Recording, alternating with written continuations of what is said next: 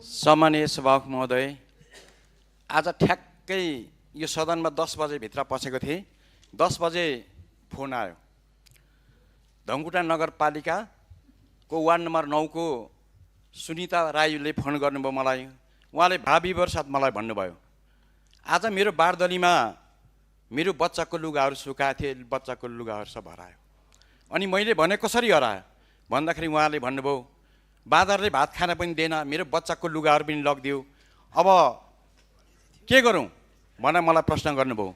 मैले यसको जवाफ कसरी दिने सभामुख महोदय? पहिलादेखि सबै मान्यज्यूहरूले दमदार साथ कुरा उठाइराख्नु भएको छ यो बाँदरको बारेमा। यो सरकार किन सिरियस हुँदैन सभामुख महोदय?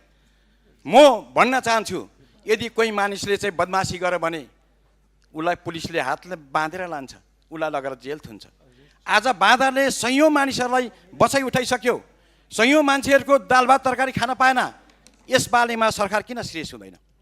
म भन्न चाहन्छु, यो सरकारले थुप्रै काम गर्ने लक्ष्य योजना मध्येमा सबैभन्दा पहिला जनताको जीवनमा जुन ठुलो समस्या भएको बाँदर छ, यो बाँदरलाई नियन्त्रण गर्न सकिएन भने हाम्रो जनतामा जीवनमा परिवर्तनमा ठुलो समस्या हुन्छ। तत्काल रूपमा यो बाँदरको समस्या समाधान गर्नका निम्ति सभामुख महोदयलाई, यो सरकारलाई म ध्यान आकर्षण गर्न चाहन्छु। अब 7 दिनभित्रमा बाँदरको समस्या समाधान भएन भने यसलाई कसरी समाधान गर्ने?